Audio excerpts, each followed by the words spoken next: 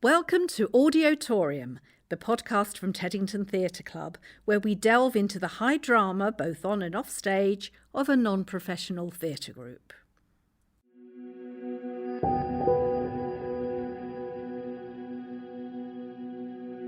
Teddington Theatre Club presents 13 Frights of Hallowe'en. 13 tales of the strange and supernatural from some of the finest storytellers in weird fiction. Tonight, The Open Window by H. Munro, read by Sian Walters.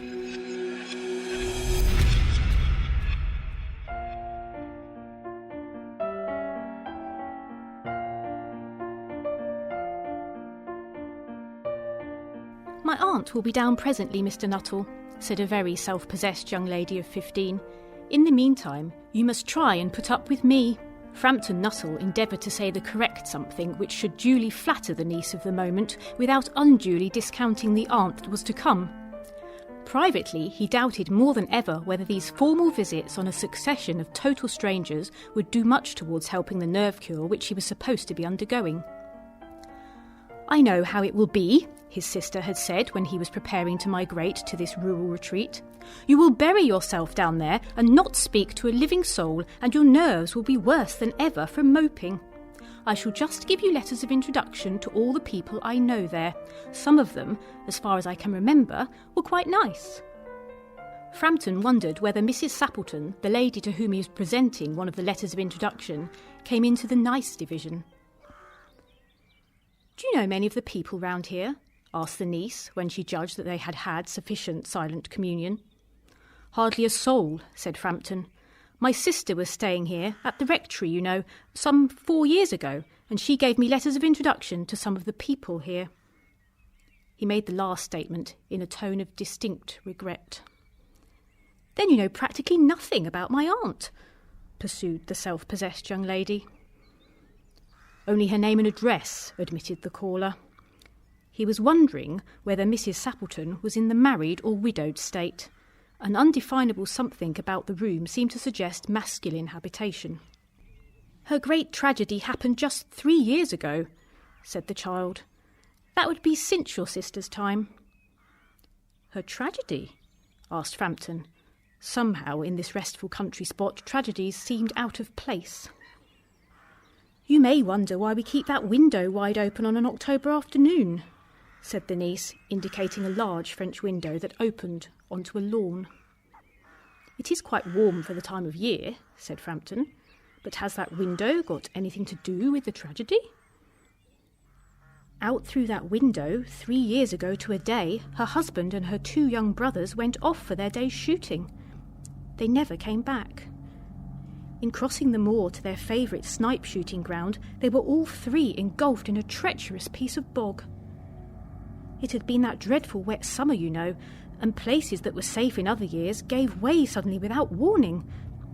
Their bodies were never recovered. That was the dreadful part of it." Here the child's voice lost its self-possessed note and became falteringly human. "Poor aunt always thinks that they will come back some day, they and the little brown spaniel that was lost with them, and walk in that window, just as they used to do. That is why the window is kept open every evening till it is quite dusk. Poor dear aunt, she has often told me how they went out, her husband with his white waterproof coat over his arm, and Ronnie, her youngest brother, singing 'Bertie, why do you bound?' as he always did to tease her, because she said it got on her nerves. Do you know, sometimes on still, quiet evenings like this, I almost get a creepy feeling that they will all walk in through that window." She broke off with a little shudder. It was a relief to Frampton when the aunt bustled into the room with a whirl of apologies for being late in making her appearance. "I hope Vera has been amusing you," she said. "She's been very interesting," said Frampton. "I hope you don't mind the open window," said Mrs. Sappleton briskly. "My husband and brothers will be home directly from shooting, and they always come in this way. They've been out for snipe in the marshes today, and they'll make a fine mess over my poor carpets. So like you men folk, isn't it?" She rattled on cheerfully about the shooting and the scarcity of birds and the prospects for duck in the winter. To Frampton it was all purely horrible. He made a desperate but only partially successful effort to turn the talk onto a less ghastly topic. He was conscious that his hostess was giving him only a fragment of her attention, and her eyes were constantly straying past him to the open window and the lawn beyond. It was certainly an unfortunate coincidence that he should have paid his visit on this tragic anniversary.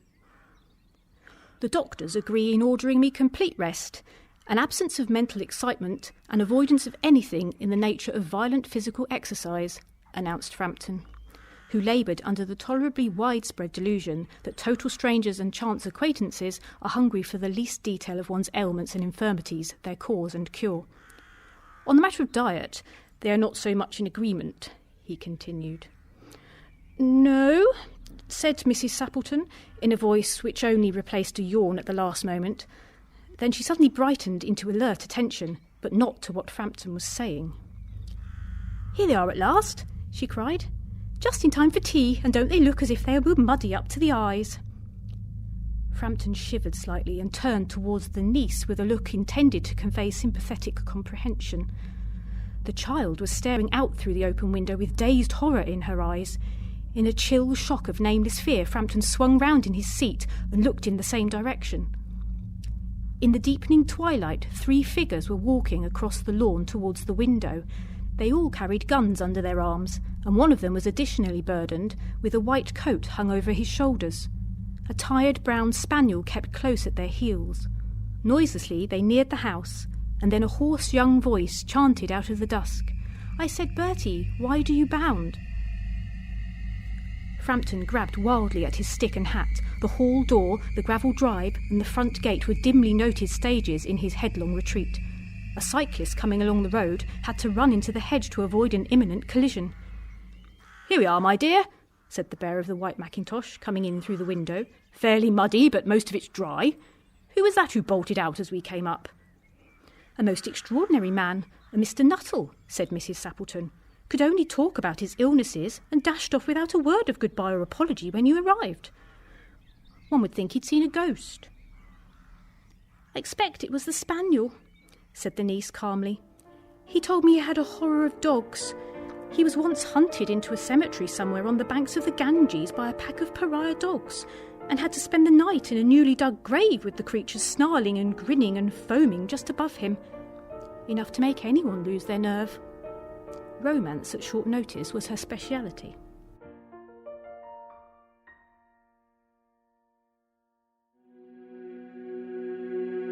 The Open Window by H. Munro was read for Teddington Theatre Club by Sian with studio recording by Harry Jacobs.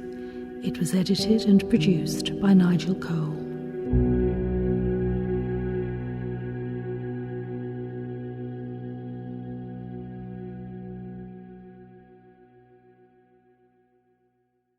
If you've enjoyed this podcast, don't forget to rate, review and subscribe to give us a little boost in the charts and to help other people find us.